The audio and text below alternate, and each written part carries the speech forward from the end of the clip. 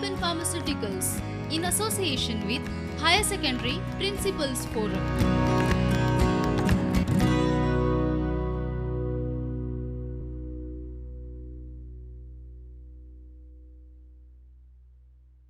नमस्कार। 12वीं कक्षा के पाठ्यपुस्तक में से एक कविता सीखेंगे, जिस कविता का नाम है मेरा बचपन। कवयित्री है श्रीमती सुभद्रा कुमारी चौहान।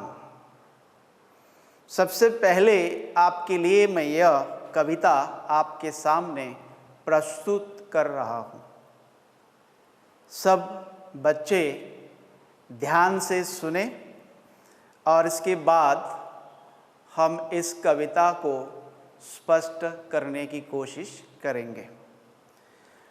बार बार आती है मुझको मधुर याद बचपन तेरी, गया ले तू जीवन की सबसे मस्त खुशी मेरी। चिंता रहित खेलना खाना, वह फिरना निर्भय स्वच्छंद, कैसे भूला जा सकता है बचपन का अतुलित आनंद। ऊंच नीच का ज्ञान नहीं था, छुआछूत किसने जानी, बनी हुई थी यहाँ झोपड़ी और चितड़ों में रानी।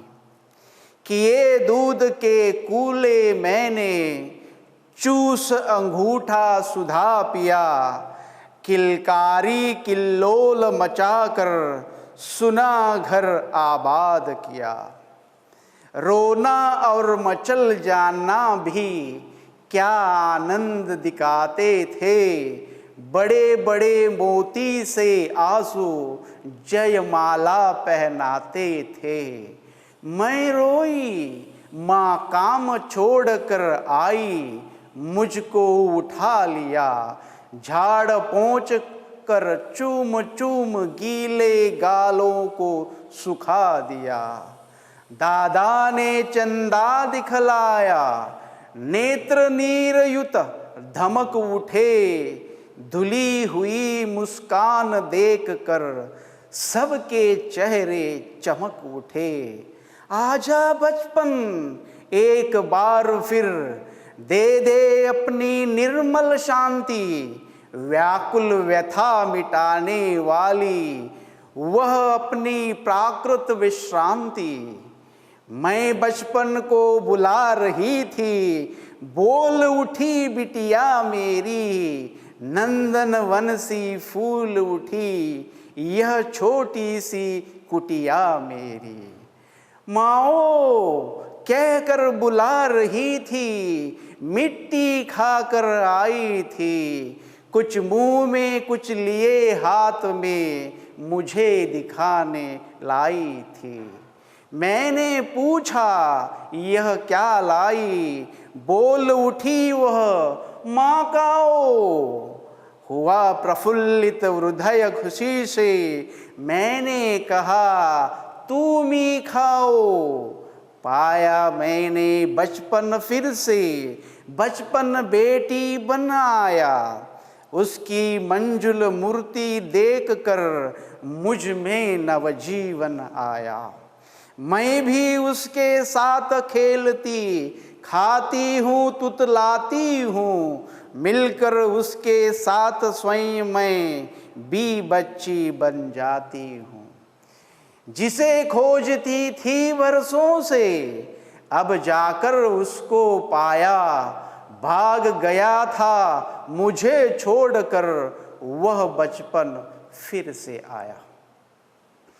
यहाँ पर सबसे पहले मैं आपको कवयित्री सुभद्रा कुमारी चौहान के बारे में कुछ बातें बताना चाहूँगा या उनका अल्प परिचय करना चाहूँगा। कवयित्री सुभद्रा कुमारी चौहान 20वीं सदी के आरंभ काल की बहुत ही बड़ी रचनाकार है, कवयित्री है। कवयित्री सुभद्रा कुमारी चौहान का जन्म प्रयाग में हुआ और जब वह छोटी थी 5 साल के आयु में ही उन्होंने एक कविता लिखी थी और इसके बाद कवयित्री सुभद्रा कुमारी चौहान ने एक ममता से भरी हुई, मातृत्व प्रेम से भरी हुई जो कविता लिखी है मेरा बचपन, इस कविता के द्वारा उसके मन में, उसके हृदय में जो मातृ प्रेम है वह दिखाने का प्रयास यहाँ पर किया है। कवयित्री सुभद्रा कुमारी चौहान स्वतंत्रता संग्राम में पूरी तरह से सहभागी हुई थी और उसका वह स्वभाव आगे चलकर उन्हें एक प्रकार से प्रेरणा प्राप्त हुई और केवल 44 साल की अल्प अवधि में ही उन्हें इस संसार को अलविदा कहते हुए यहाँ से निकल जाना पड़ा। कवयित्री सुभद्रा कुमारी चौहान ने लिखी हुई यह मेरा बचपन जो कविता है, यह एक माँ जब अपने उस बीते हुए बचपन की याद करने की कोशिश करती है तो कवयित्री सुभद्रा कुमारी चौहान भी वह अपना बचपन वापस पाने की कोशिश में लगी हुई है। वह सोच रही है, समझने का प्रयास कर रही है कि उसे यह बचपन वापस कैसे प्राप्त होगा, वह बचपन वापस कैसे लौटे आएगा, यह लौट आने का वह बेसब्री से इंतज़ार करती है। यह कविता यही उनके जीवन की अवस्था के संबंध में, के बारे में उन्होंने बताने का प्रयास किया। मेरा बचपन, यह बचपन अवस्था जो है या बाल्य अवस्था जो है वह सबके जीवन में सचमुच बहुत ही प्रिय अवस्था होती है। उसे आसानी से कोई भूल नहीं सकता, भूलने की कोशिश भी अगर की तो भुलाया नहीं जा सकता। ऐसी है यह अवस्था, बाल्य अवस्था, यानी कि मेरा प्रिय बचपन। अब हम इस कविता को लेकर आगे बढ़ने की कोशिश करेंगे। मैं आपको संक्षिप्त रूप से इस कविता को स्पष्ट करने का प्रयास करूंगा। कवयित्री सुभद्रा कुमारी चौहान यहाँ पर बताने की कोशिश कर रही है, बार बार आती है मुझको मधुर याद बचपन तेरी। एक माँ यानी कि कवयित्री सुभद्रा कुमारी चौहान यहाँ पर बार बार अपने बचपन को याद करती है, क्योंकि वह मधुर यादें जो है वह आसानी से भुलाई नहीं जा सकती, क्योंकि वह मधुर पल, मधुर क्षण जो है वह जीवन भर उन्हें याद दिलाती रहते हैं। गया ले तू जीवन की सबसे मस्त खुशी मेरी। जब कवयित्री बड़ी हो गई, माँ हो गई, माँ बन गई, या कोई भी माँ जब माँ बन जाती है और जब वो वापस अपने बचपन या बाल्य अवस्था की याद किया करती है तो वह यादें उसे बार बार सताती रहती हैं। ये यादें जो है वह आसानी से भूल नहीं सकती, क्योंकि वह बचपन जो था वह मस्त खुशी से भरा हुआ बचपन था, जिस बचपन को लेकर जब वह प्रौढ़ अवस्था में या एक माँ के रूप में जब वह वापस या भूतकाल में जाकर जब अपने बाल्य अवस्था को लेकर या बचपन को लेकर जब याद करने की कोशिश करती है तो वह बचपन उसे बार बार सताने का प्रयास करता है और याद दिलाता है कि वह कितने मधुर क्षण थे, जिस क्षणों को किसी भी तरह से भुलाया नहीं जा सकता। गया ले तू जीवन की सबसे मस्त खुशी मेरी। जब वह बड़ी हुई तब वह याद करती है, स्मरण करती है कि वह कितना अच्छा सुहाना समय था, क्षण था, अवस्था थी, जिस अवस्था को या जिस बचपन को वापस पाने की जब वह कोशिश करती है फिर भी वह उसे नसीब नहीं होता। चिंता रहित खेलना खाना वह फिरना निर्भय स्वच्छंद।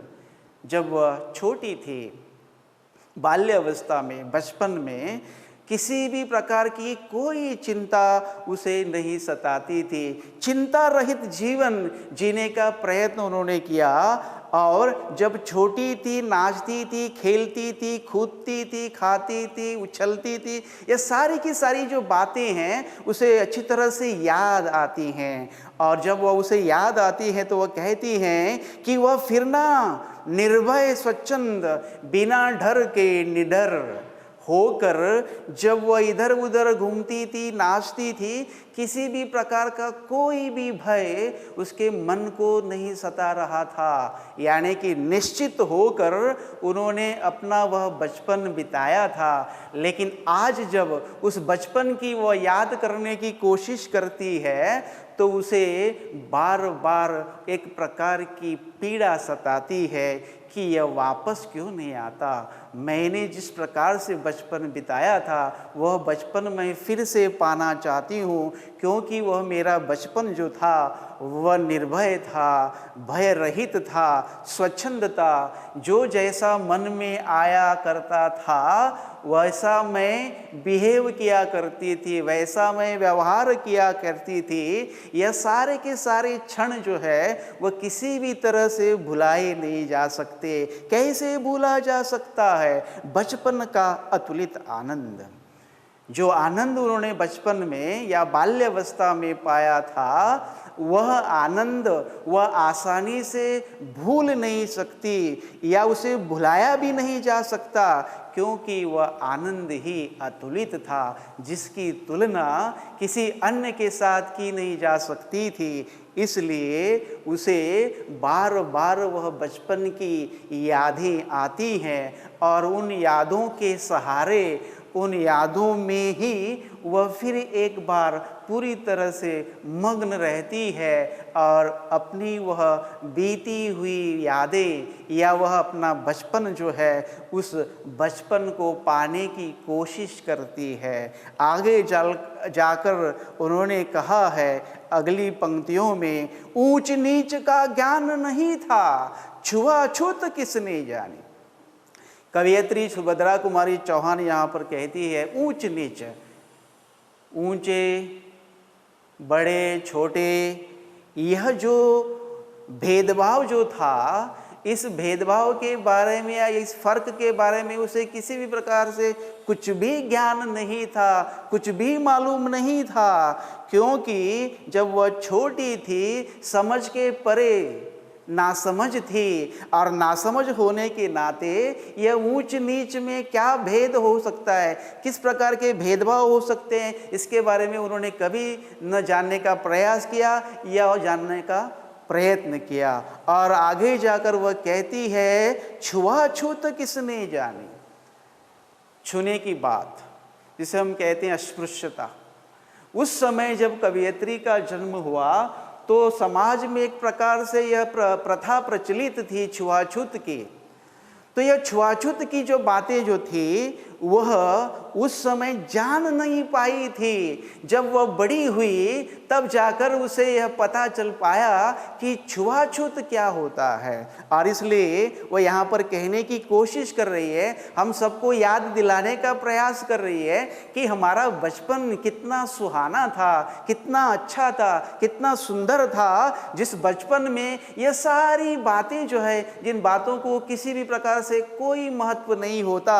और इसलिए वह कहती है छुआछूत किसने जानी, बनी हुई थी यह झोपड़ी। जिस झोपड़ी में या जिस मकान में या जिस बंगले में वह रह रही थी, चाहे वह झोपड़ी हो, चाहे वह बंगला हो या चाहे वह मकान हो, इसमें भी उसे किसी भी प्रकार का भेदभाव वह नहीं करना चाहती थी या नहीं जानती थी कि क्या वह झोपड़ी है या क्या वह मकान है। उसके लिए झोपड़ी भी मकान के समान था या थी, या मकान भी झोपड़ी के समान था।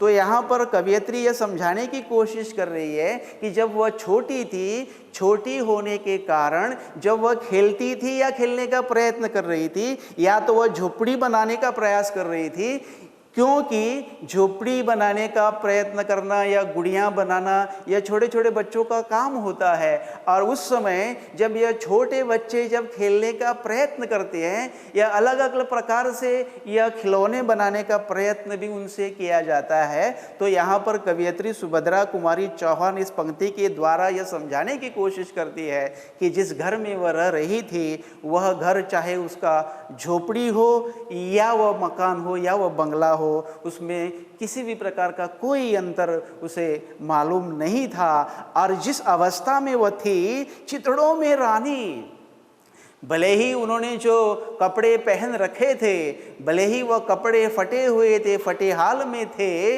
या मैले थे, उस मैले कपड़े में या साफ सुथरे कपड़े में उसे किसी भी प्रकार का कोई अंतर मालूम नहीं था। जो भी कपड़े उन्होंने पहन रखे थे, उन्हीं कपड़ों में वह अपने आप को एक रानी के जैसी, रानी के समान समझती थी और रानी जैसा जीवन जीती थी। जो जीवन उन्होंने उस समय रानी का जीवन जिया था, आज वही जीवन वह दोबारा याद करने की कोशिश करती है। और जब यह याद उसे आती है तो यही याद उसे बार बार सताने का प्रयत्न करती है। और जब वह याद उसे आती है तो इन मधुर यादों को लेकर ही वह अपना भविष्य या अपना जीवन यापन करने का प्रयत्न करती है।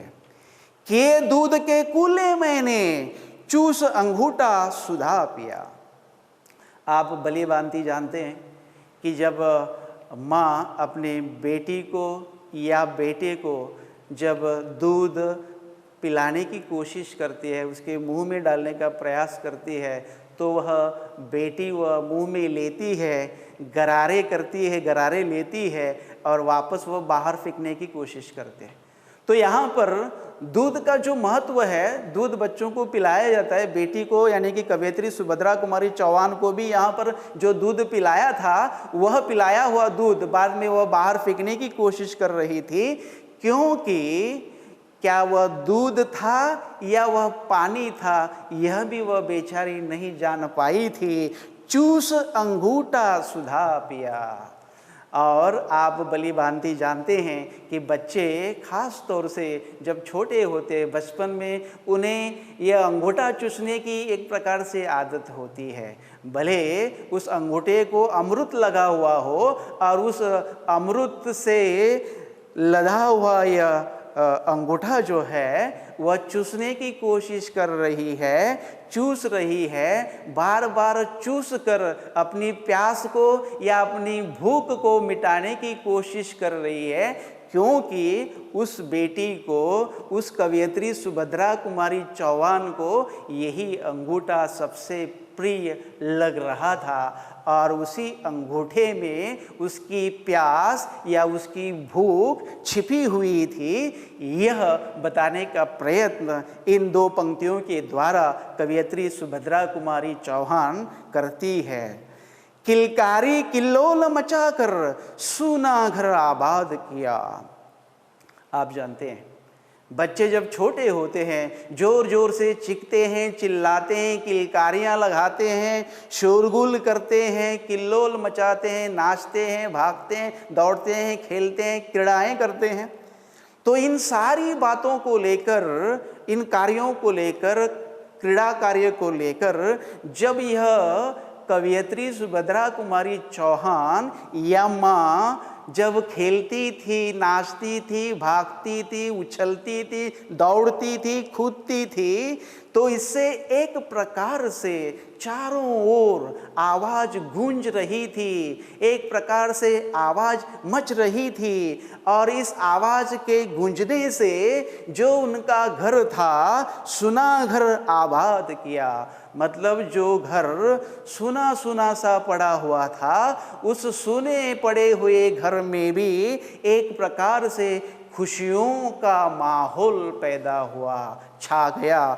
इस प्रकार की खुशियाँ छाई कि ऐसा क्षण उन्होंने किसी भी प्रकार से अनुभव नहीं किया था, और इसीलिए वह आज फिर एक बार उस बचपन की याद करने की कोशिश करती है कि वह बचपन वापस उनके जीवन में लौट आए, जिस बचपन को लेकर वह अपना बचा हुआ जीवन बहुत ही चैन आराम के साथ, शांति के साथ जी सके। रोना और मचल जाना भी क्या आनंद दिखाते थे। बच्चे जब रोते हैं तो उनका रोना धोना सुनकर सब परेशान हो जाते हैं। तो यहाँ पर कवयित्री सुभद्रा कुमारी चौहान जब रोती थी, मचलती थी या जिद करती थी, हट किया करती थी, तो उसमें एक प्रकार का जो आनंद छिपा हुआ था वह कुछ और ही प्रकार का था, जिसकी तुलना, जिस आनंद की तुलना हम किसी अन्य वस्तु या चीज़ के साथ नहीं कर सकते। और वह आनंद आज अगर दोबारा वह पाने का प्रयत्न और कोशिश करना चाहती है तो वह आनंद, वह खुशियाँ उसे वापस मिल नहीं पाती। इसलिए कवयित्री सुभद्रा कुमारी चौहान बहुत ही उदास है, बहुत ही निराश है और चाहती है कि मैंने बिताया हुआ वह बचपन, भोगा हुआ वह बचपन, जिया हुआ वह बचपन वापस मुझे मिले। बड़े बड़े मोती से आंसू जयमाला पहनाते थे। आप जानते हैं कि जब बच्चे रोते हैं तो बच्चों के आँखों से लगातार आंसू टपकते हैं। यह टपकने वाले आंसू जो हैं उनके गालों पर से नीचे गिरते हैं, उतरते हैं, टपकते हैं। और यह टपकने वाले आंसू जब उसके गर्दन में, उसके गले में जब चारों ओर गिरे हुए थे, इन गिरे हुए आंसुओं को देखकर उन्हें लग रहा था कि जयमाला उन्होंने पहन रखी है। यानी कि किसी भी प्रकार से जब अच्छे खासे फूलों को गूंथ कर उन फूलों की जब माला बनाई जाती है और वह बनाई हुई माला जब किसी के गले में पहनी जाती है तो वह कितनी सुशोभित होती है। वैसे ही कवयित्री यहाँ पर बताने की कोशिश कर रही है कि बड़े बड़े मोती से आंसू जयमाला पहनाते थे, जो उसके गले में या उसके गर्दन के आसपास, गले के आसपास जो बूंदें टपकी हुई थी वह एक विजय के माला के समान थी। यह क्षण जो है, यह पल जो है, वह कवयित्री सुभद्रा कुमारी चौहान किसी भी हालत में, किसी भी तरह से भूलना नहीं चाहती। मोती से आंसू, यह जो शब्द है यहाँ पर कवयित्री ने उपमा अलंकार का प्रयोग किया है। अब जब यह रोने की बारी, जब वह रोने का प्रयत्न करती थी तो उनके आँखों से जब यह आंसू टपकते थे वह आंसू एक जयमाला के समान लगने लगते थे। मैं रोई माँ काम छोड़ कर आई। आप जानते हैं जब बच्चे छोटे होते हैं वह मांग नहीं सकते या शब्दों से बता नहीं सकते, तो केवल रोने का प्रयास और प्रयत्न करेंगे। जब माँ ने अपनी बेटी की रोने की आवाज़ सुनी, यानी कि कवयित्री सुभद्रा कुमारी चौहान की आवाज़ जब उनकी माँ ने सुनी तो माँ अपना काम धाम जो भी था वह छोड़कर दौड़ती दौड़ती उनके पास आई, क्योंकि उन्होंने अपने बेटी को बाहर आंगन में खेलने के लिए छोड़ रखा होगा और माँ अपने काम घर में बहुत ही व्यस्त रही होगी। ऐसे मौके पर, ऐसे समय पर जब उनकी माँ ने अपनी बेटी के रोने की आवाज़ सुनी तो यह आवाज़ सुनकर वह दौड़ी दौड़ी चली आई और आकर मुझको उठा लिया। आकर उन्होंने, यानी कि मेरी माँ ने मुझे गोद में लिया और गोद में लेने के बाद जब उन्होंने मुझे देखा तो मेरे कपड़े पूरी तरह से धूल जम गई थी या पूरी तरह से मैले हो चुके थे। इन मैले हुए कपड़ों को उन्होंने झाड़ पोंछ कर साफ करते हुए चूम चूम कर मेरे गालों पर से टपकने वाले वह जो आंसू जो थे, उन आंसुओं को भी मेरी माँ ने चूम चूम कर सुखाने का प्रयत्न किया, पोंछने का प्रयत्न किया। इससे यह स्पष्ट होता है कि एक माँ अपने बेटी के प्रति जो प्रेम दिखाती है, जो अनुराग दिखाती है, या जो वात्सल्य प्रेम या मातृ प्रेम जो है, वह माँ और बेटी का यहाँ पर इन पंक्तियों के द्वारा कवयित्री सुभद्रा कुमारी चौहान ने स्पष्ट करने का प्रयत्न किया। और जब उनका यह रोना बंद नहीं हुआ तो दादा ने चंदा दिखलाया। दादा ने समय न गवाते हुए उस बेटी को यानी कि सुभद्रा कुमारी चौहान को अपने गोद में उठाया और गोद में उठाकर उसे चंदा दिखाने का प्रयत्न किया।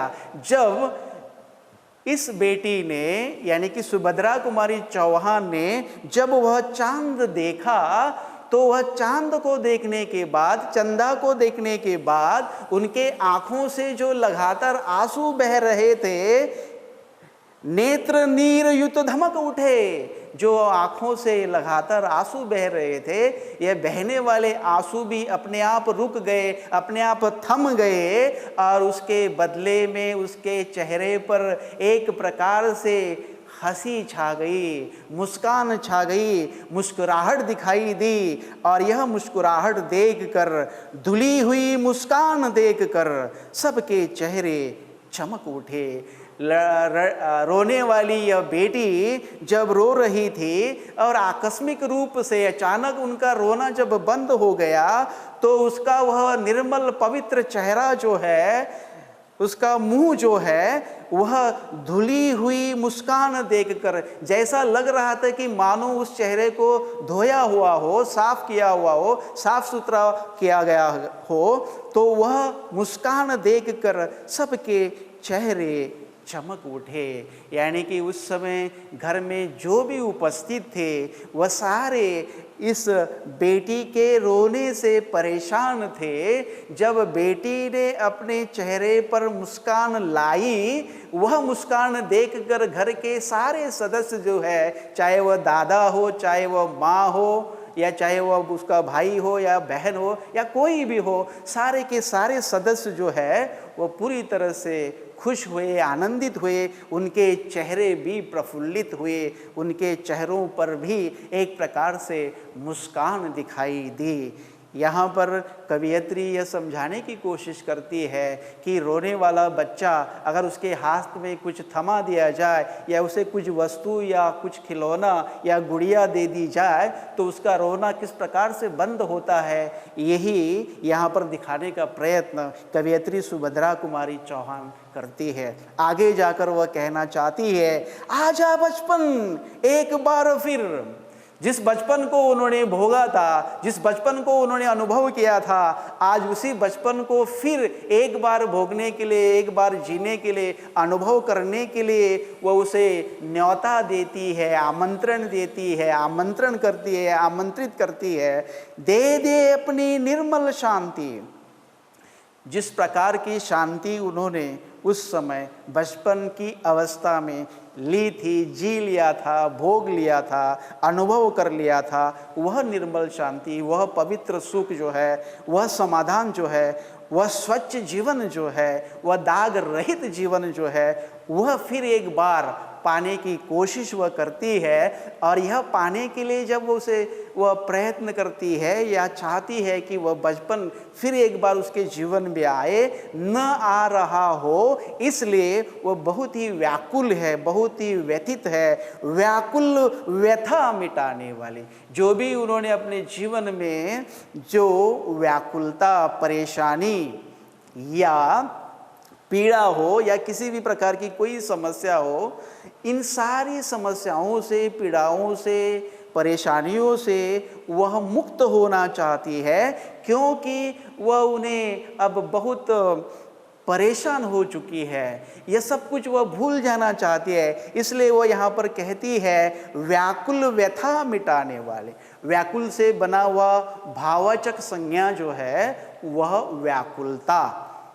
तो व्याकुल व्यथा मिटाने वाली वह अपनी प्राकृत विश्रांति, जिस प्रकार की विश्रांति उसे आवश्यक है, वही विश्रांति जो उन्होंने बचपन में अनुभव की थी, यह विश्रांति, यह सुख, यह समाधान, यह चैन की सांस वह आज दोबारा पाना चाहती है। क्योंकि वह विश्रांति जो थी वह प्राकृतिक थी, वह कुदरती थी, जो आसानी से किसी को भी मिल नहीं सकती। वह केवल बचपन में ही भोगी जा सकती है, केवल बचपन में ही अनुभव की जा सकती है। तो यहाँ पर कवयित्री सुभद्रा कुमारी चौहान यह समझाने की और बताने की कोशिश करती है कि जो कुछ भी उन्होंने बचपन में अनुभव किया था, वही मधुर यादें जब उसे बार बार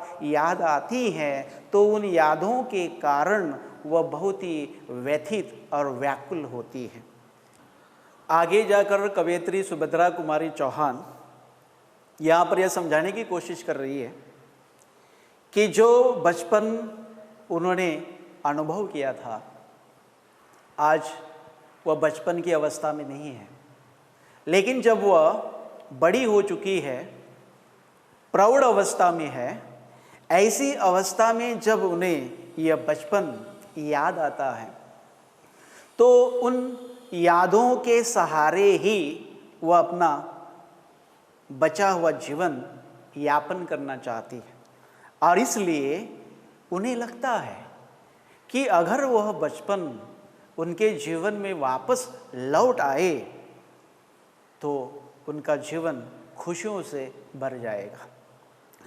मैं बचपन को बुला रही थी, बोल उठी बिटिया मेरी। वह बचपन को एक प्रकार से फिर एक बार बुलाने की कोशिश कर रही थी। तो इस कोशिश में उनकी बेटी ने उसे कहा, बोल उठी, पुकार लगाई। उन्हें पुकारने की जब वह कोशिश कर रही थी, तो वह पुकार सुनकर कवयित्री सुभद्रा कुमारी चौहान बेहद खुश हुई। उन्होंने यह कभी कल्पना में भी विचार नहीं किया होगा कि इस प्रकार का क्षण दोबारा उसके जीवन में आ सकता है। और जब यह खुशियों का माहौल वहाँ पर फैल गया, छा गया, तो उन खुशियों की वजह से नंदनवन सी फूल उठी। जब उनके यहाँ बेटी पैदा हुई, तो उसके पैदा होने से कवयित्री सुभद्रा कुमारी चौहान के जीवन में 4 चांद लग गए। यानी कि उनके जीवन में एक प्रकार से खुशियाँ ही खुशियाँ आ गई, खुशियों की बहार आ गई। तो यहाँ पर नंदनवन सी फूल उठी। यह नंदनवन आप भले भांति जानती हैं, एक ऐसी जगह जहाँ पर केवल खुशियाँ ही खुशियाँ अनुभव की जा सकती है। उदाहरण के तौर पर अगर मैं आपको बताऊं कि इंद्रदेव की वाटिका, जहाँ पर केवल सुख ही सुख अनुभव किया जा सकता है, तो ऐसा ही सुख, ऐसा ही आनंद कवयित्री सुभद्रा कुमारी चौहान के घर में पैदा हुआ, छा गया।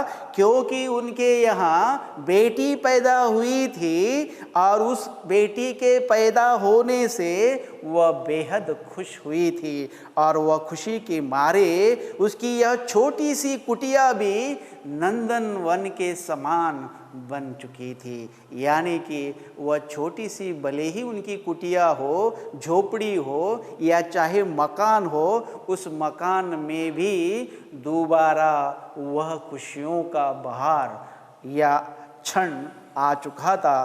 तो यहाँ पर नंदनवन जो है, यहाँ पर फिर एक बार उपमा अलंकार का प्रयोग कवयित्री सुभद्रा कुमारी चौहान ने किया। तो यह जिस बचपन को वह याद कर रही थी, आज बेटी के रूप में उसे वह बचपन फिर मिल चुका है।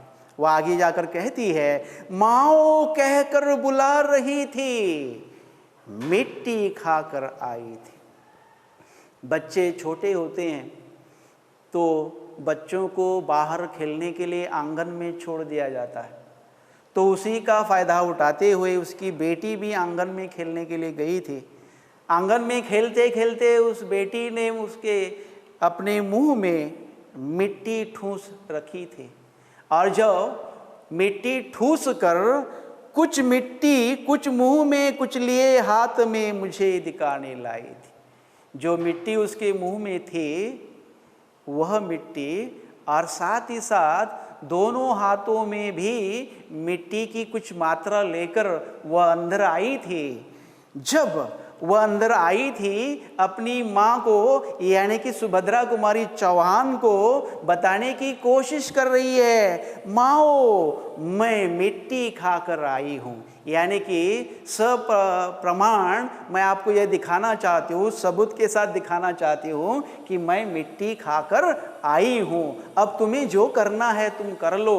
तो आप अंदाज़ा लगा सकते हैं कि एक माँ, कोई भी माँ जब इस अवस्था में अपने बेटी को देखती है कि सबसे पहले वह उसके मुंह में से वह मिट्टी जो उन्होंने ठूस रखी है वह निकालने की कोशिश करेगी। तो यहाँ पर भी शायद माँ ने यह बाद में निकालने का प्रयास किया होगा, ऐसा मैं मानता हूँ। मैंने पूछा यह क्या लाई, तुम यह क्या लेकर आई हो? माँ ने अपनी बेटी से यह सवाल किया।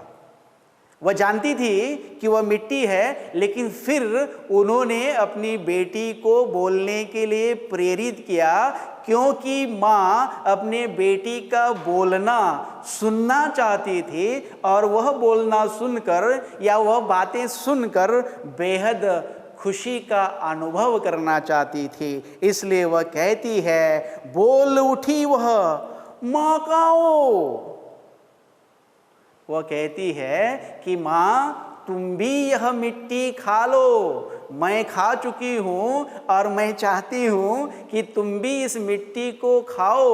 अब आप अंदाज़ा लगा सकते हैं कि एक छोटी सी बिटिया अपने माँ को भी यह सूचना करती है, बताने का प्रयास करती है, प्रयत्न करती है कि जिस प्रकार से मैंने मिट्टी खाई है वैसे ही तुम भी मिट्टी खा लो। यानी कि दोनों के मुंह में मिट्टी का होना बहुत ज़रूरी है और आवश्यक है, ऐसा स्पष्ट होता है या ऐसा माना जाता है। यह देखकर, यह सुनकर हुआ प्रफुल्लित हृदय खुशी से। यह उनकी बेटी की यह बातें सुनकर माँ का हृदय खुशी से झूम उठा, हृदय खुशी से झूम उठा। मैंने कहा तुम ही खाओ। माँ चाहती थी कि बेटी ने जो मिट्टी खाई थी वह उन्हीं को अच्छा होगा कि तुम ही खाओ, मैं वह मिट्टी नहीं खाना चाहती कि तुमने जो मिट्टी खा रखी है वह तुम्ही ही अच्छी है। इस प्रकार से माँ अपने बेटी को समझाने का प्रयत्न करती है। अब यह जो दृश्य देखने के बाद माँ मन ही मन, यानी कि सुभद्रा कुमारी चौहान मन ही मन वह क्षण याद करती है और समझती है, समझ लेती है। पाया मैंने बचपन फिर से, जिस बचपन का वह कई सदियों से इंतजार कर रही थी, उसे याद कर रही थी, उसे बार बार याद करने की कोशिश कर रही थी, वह बचपन आज दोबारा उसके जीवन में आ चुका है। बचपन बेटी बन आया। उनका बचपन जो उन्होंने पहले भोग लिया था, अनुभव कर लिया था, वही बचपन उसके बेटी के रूप में फिर एक बार उनके जीवन में आ चुका था। और तब जाकर वह कहती है, उसकी मंजुल मूर्ति देखकर मुझ में नवजीवन आया। यानी कि उसके बेटी का यह सुंदर मन को मोहित करने वाला रूप देखकर, उसकी मूर्ति देखकर, उसकी यह छोटी सी काया देखकर, उसका यह शरीर देखकर माँ बेहद खुश हुई और खुशी के मारे उसके जीवन में फिर एक बार उत्साह पैदा हुआ कि अब मुझे मेरा यह जीवन जो है वह खुशियों के साथ ही जीना होगा, क्योंकि इन खुशियों को पाने के लिए या इन खुशियों को अनुभव करने के लिए मैं वापस उस बचपन को पाना चाहती थी। जिस बचपन को मैं पाना चाहती थी वही बचपन बेटी के रूप में मेरे जीवन में फिर एक बार आ चुका है, और इस आए हुए बचपन को मैं आज किसी भी अवस्था में गंवाना नहीं चाहती, छोड़ना नहीं चाहती। इसलिए वह कहती है, मैं भी उसके साथ खेलती। जब उसकी बेटी खेलने के लिए चली जाती है या निकलती है या खेल में मग्न रहती है, तो उस बेटी के साथ कवयित्री सुभद्रा कुमारी चौहान भी बेटी बनकर खेलने की कोशिश करती है। खाती हूँ तुतलाती हूँ, जिस प्रकार से वह अपने बेटी को खिलाने की कोशिश करती है, बेटी को भी खिलाती है और बेटी के साथ खुद भी खाने की कोशिश करती है। यानी कि बेटी का जीवन वह दोबारा जीने का प्रयास यहाँ पर कर रही है। और तुतलाती हूँ, तुतलाना यानी कि स्पष्ट रूप से शब्द बाहर नहीं निकलते, तोतली बोली में बोलना। कभी कभार आपने देखा होगा कि जब बच्चे छोटे होते हैं, उन छोटे बच्चों के साथ माँ तुतलाकर बात करती है।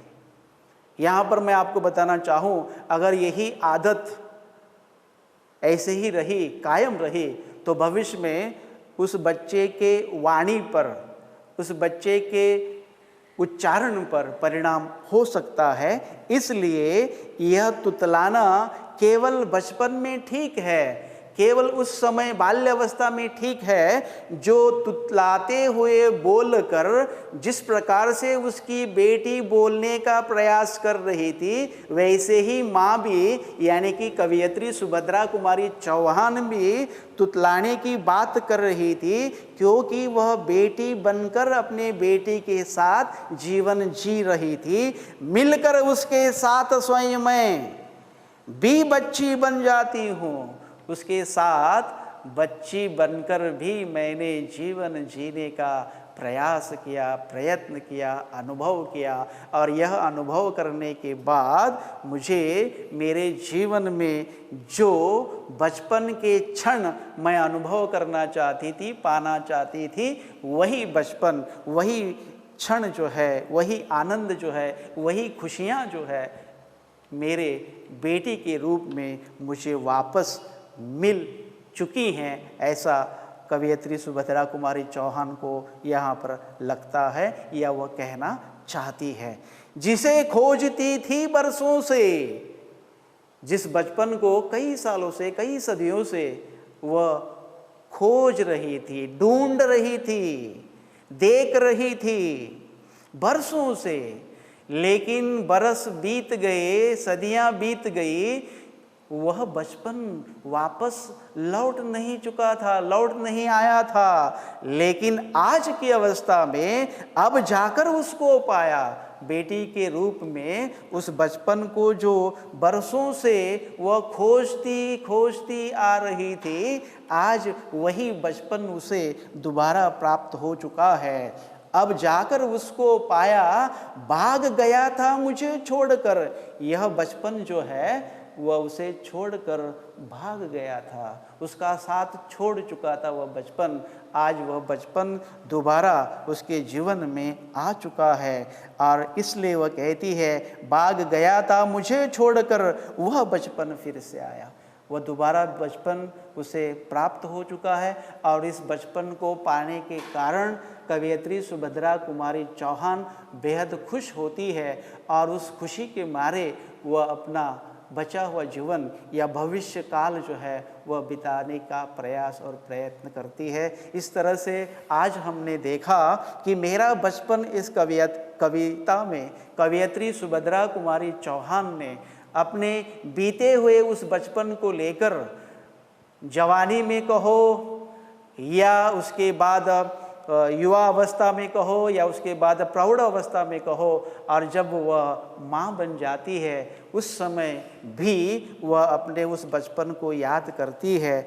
और बेटी के रूप में जब वह अपने बेटी को पाती है तो वही बचपन के क्षण, वही बचपन की मधुर यादें फिर एक बार भोगने और जीने का अवसर या मौका उन्हें प्राप्त हो चुका था, और इस तरह से उन्होंने दोबारा अपने जीवन में यह बचपन अनुभव किया है।